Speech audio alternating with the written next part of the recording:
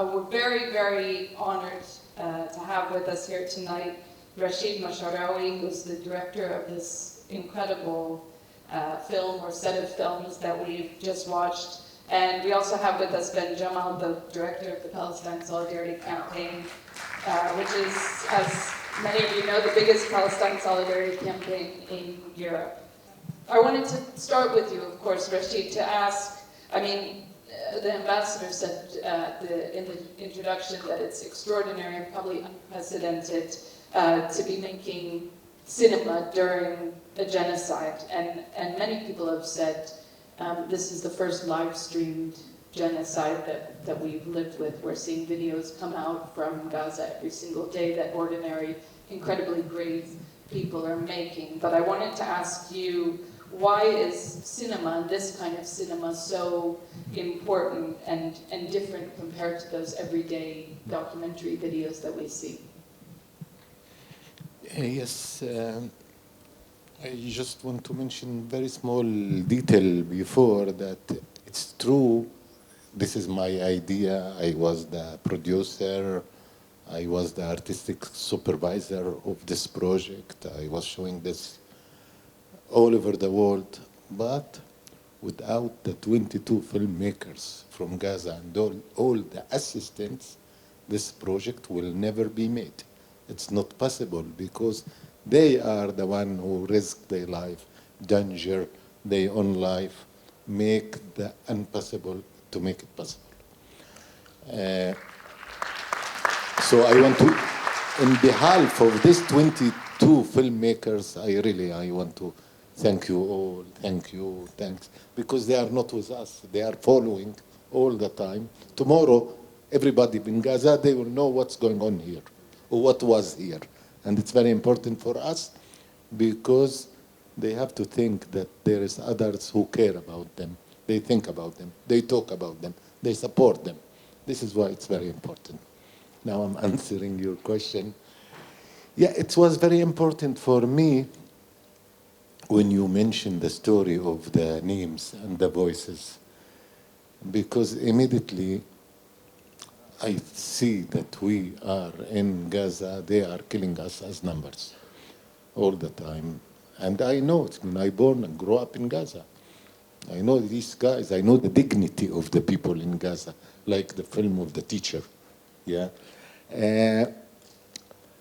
So cinema, from ground zero also, one of the main idea, it's to turn all these numbers to names, to voices, to human beings with dreams, to kids, to innocent people who not only dealing with the war situation, they want to make films, they want to paint, they want to dance, they want to make cinema, they want to make theater, because this is what's us, what's going on today in Gaza.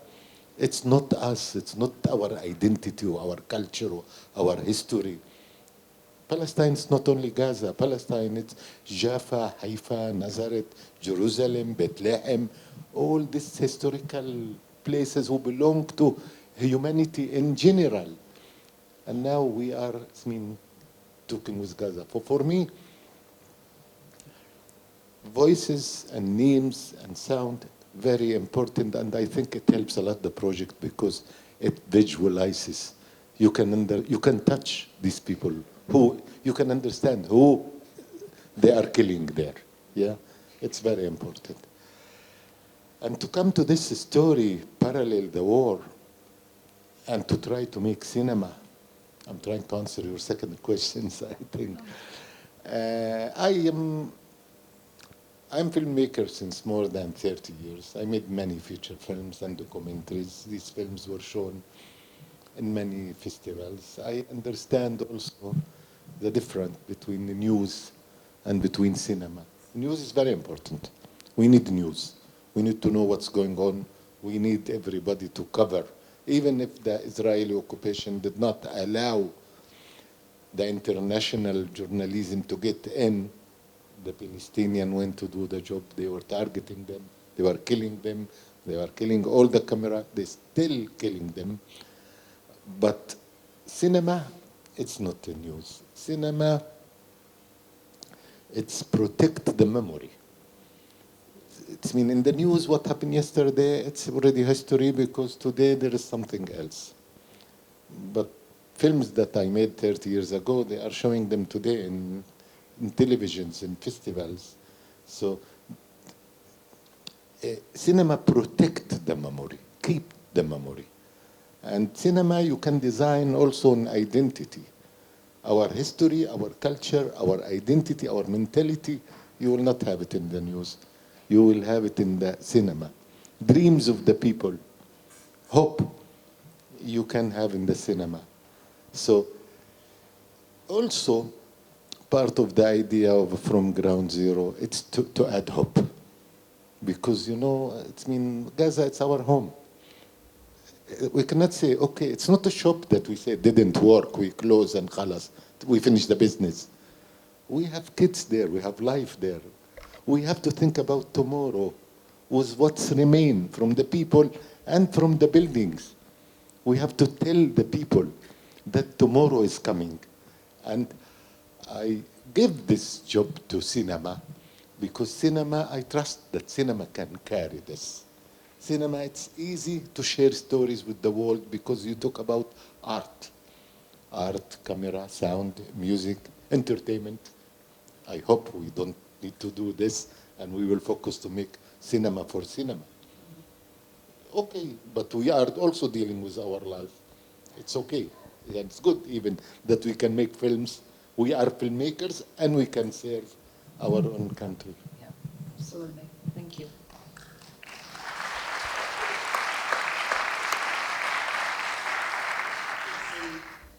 You know, in a normal circumstance, you would be able to work directly with people, together with them in the same studio or room, and obviously that's not what we're talking about here. So what's the process like of directing and working with filmmakers, not only from a distance, but with all of the communication, the electricity issues and the danger that they're facing? Give us a snapshot of what that looks like. It's also for me, it's a new experience. And many times when I talk about From Ground Zero, I say it's not a film or collection of films. It's an experience for me. And I learned a lot out of From Ground Zero. In the beginning, I just developed the concept of From Ground Zero. The concept because I know what's going on all the time in the news, and I want to add something. I say I want to go to select only the untold stories, and it should be personal stories, and we try to make them cinema, how much as possible, because we don't have all what we need, equipment, or technicians, or time, or it's dangerous, and this and that, but try to make art, try to make cinema.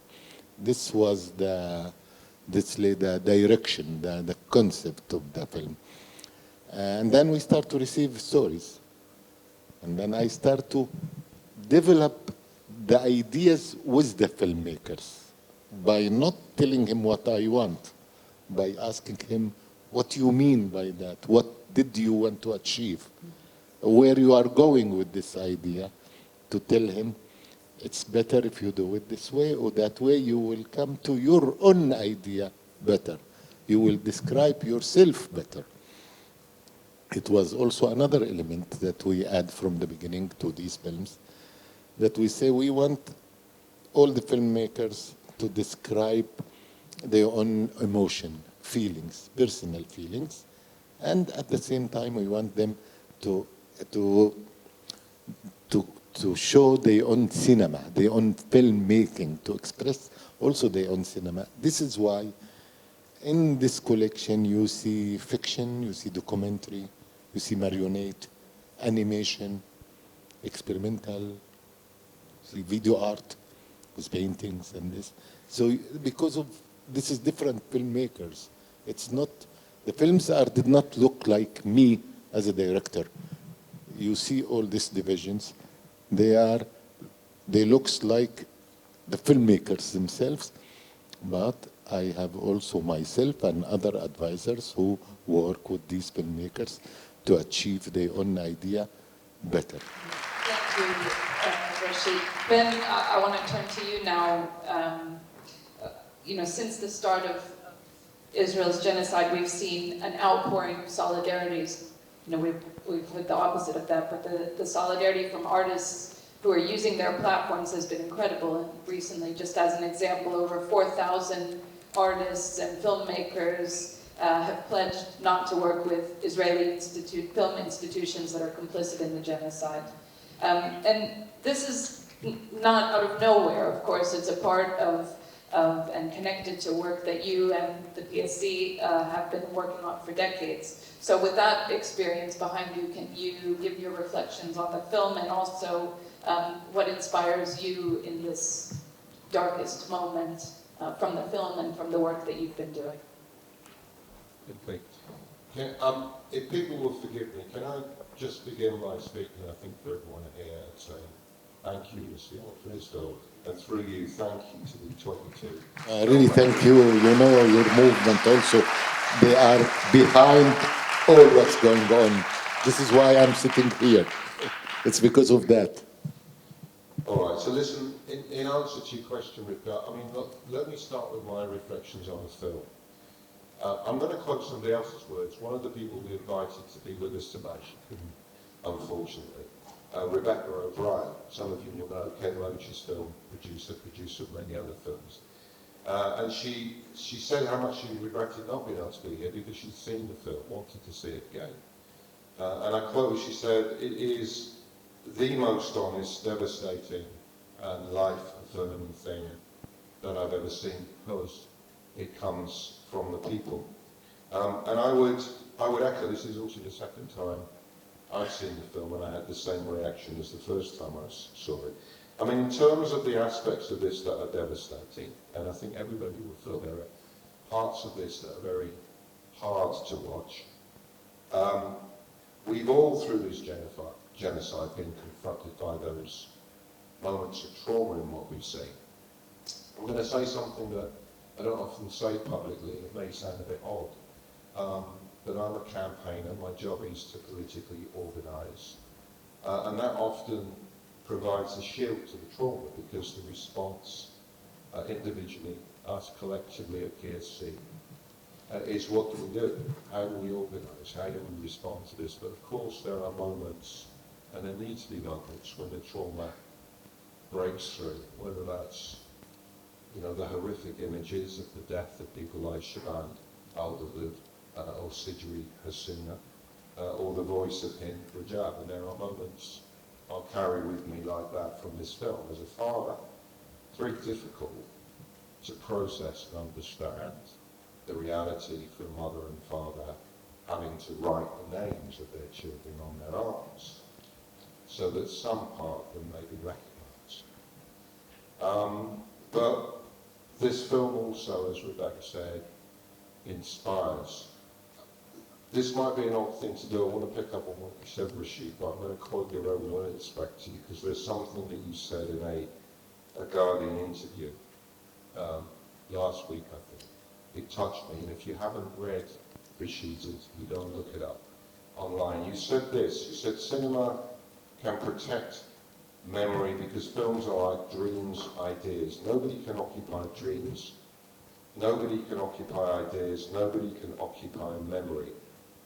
Nobody can occupy your imagination.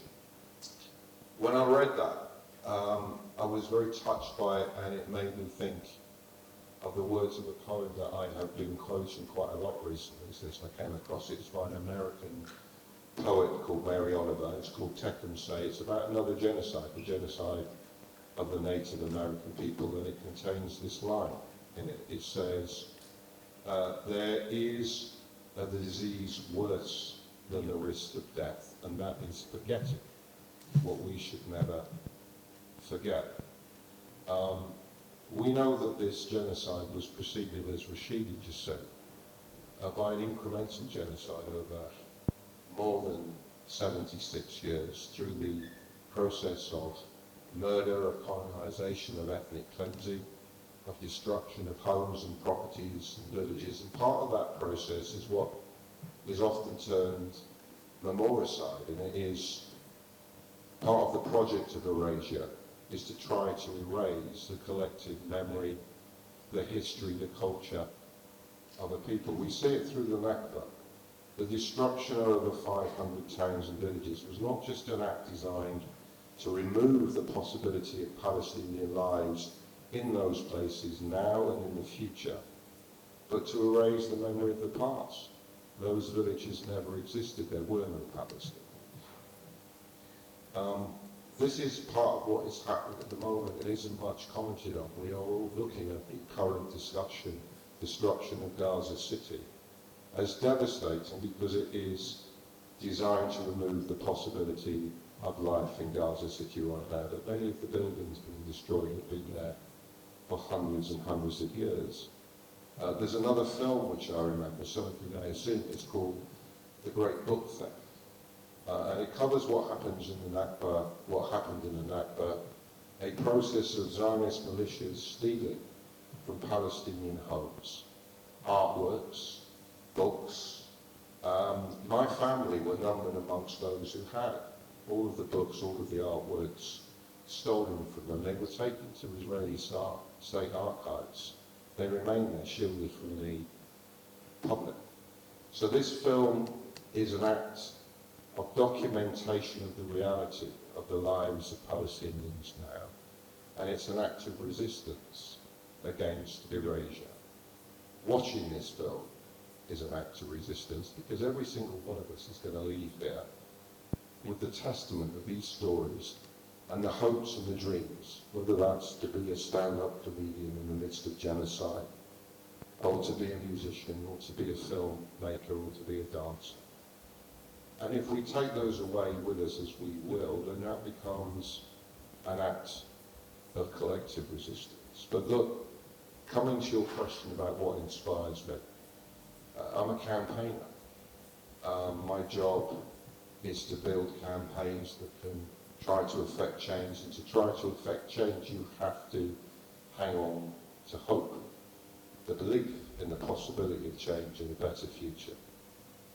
This is sometimes said as a cliche, but it is nonetheless true that the first thing that always inspires me was the resilience, the Samud, the resistance of the Palestinian people, as we have seen documented here. What's the line at the end? They destroy, we rebuild. And many of us have seen scenes in the past 2 years that we will not forget. I hold on to that extraordinary image in March. Do you remember in March when the ceasefire was called? And Palestinian people are not stupid. They knew the fragility of that ceasefire, but yet extraordinarily, they began to march back to the north of Gaza, to their homes, or what was left of their homes. I remember reading the interview on Al Jazeera with a Palestinian 2 days before the ceasefire was called, who said this: if it comes into fruition, if in 2 days' time there is a ceasefire, then I'm going to go back to what is left of my home. I'm going to dig in the rubble with my bare hands. I'm going to find the bodies of my children, and I will give my beloveds a proper burial. Extraordinary resilience. But the other thing that inspires me is what Ryvka has referred to, the mushrooming of solidarity that we have seen. Not just in the most visible manifestation through the extraordinary marches that I'm sure you've all been on, but acts in towns and cities across the UK and across all sectors, and cultural sector including. And we are inspired by all the people who speak up, who in turn inspire others. Let me give one example. Many of you will recall Danny Perry, the opera performer, who got up and held the Palestine flag on stage and then fought the director as the director tried to wrestle the flag from them. And because of that act of resistance, 182 members of the Royal Opera House wrote a letter of protest and demanded that they ended all of their complicity. And as a result of that act of solidarity, they cancelled the production with the Israeli state opera. So, the reason why we wanted to be involved in distributing this film, And I was particularly wanting to do that because I saw it at the Palestine Film Festival. I knew its power. Is that I hope people see it. Through seeing it, I know that people watching this, as I'm sure all of you have been, will be inspired. But my hope as a campaigner is that when people see this and when they're inspired, they then ask themselves the question, what can they do? And that they reach at the answer, and that's the job of organisations like BLC, to give them the answer that the Palestinians always give to us. Omar Barghouti always expresses it best. He says, what you do for us to show meaningful solidarity is you do us no harm. The way you do us no harm is that you collectively act to end every element of complicity in this country with this race system of oppression. So I think the film, as well as being a great work of art and beauty and a document for the future, it also inspires people to become part of the community of resistance that's been built in this country.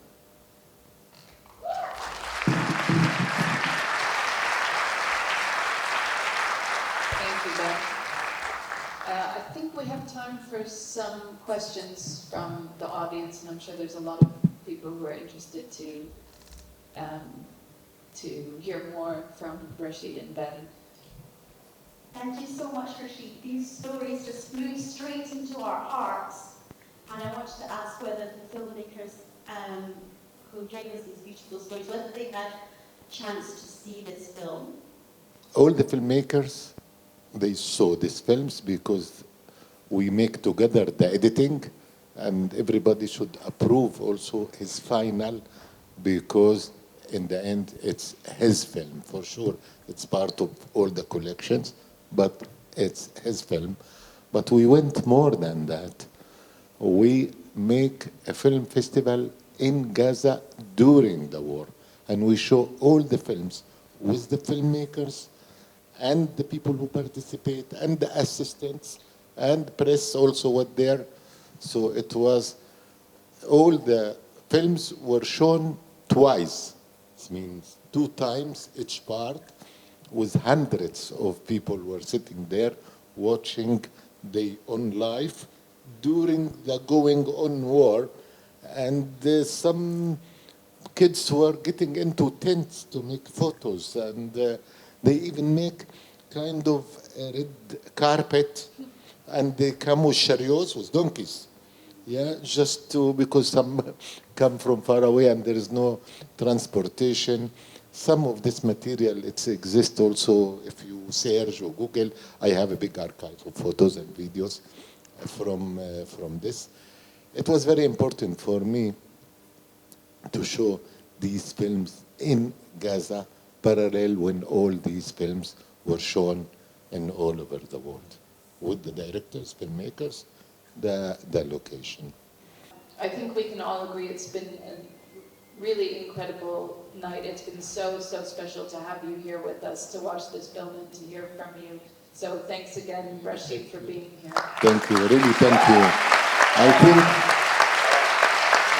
I think it's important also to share these stories with the others and to make others come to watch from ground zero, not because of any relation to distribution or to cinemas. I care about something else.